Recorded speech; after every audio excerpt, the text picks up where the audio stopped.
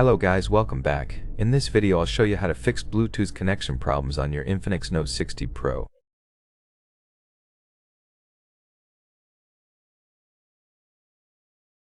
First, unpair and repair the device by going to Settings, Bluetooth, and clicking the gear icon next to your paired device.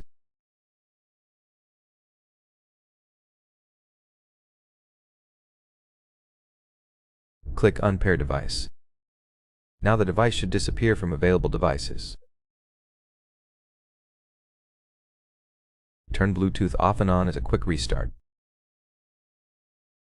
I have AirPods 3 Pro, so I double tap the front case to enter pairing mode.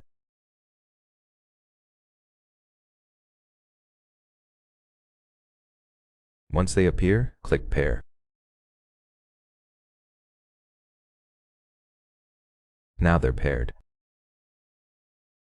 Next, check for software updates by going to the INFINIX Note 60 Pro and clicking Check for Updates.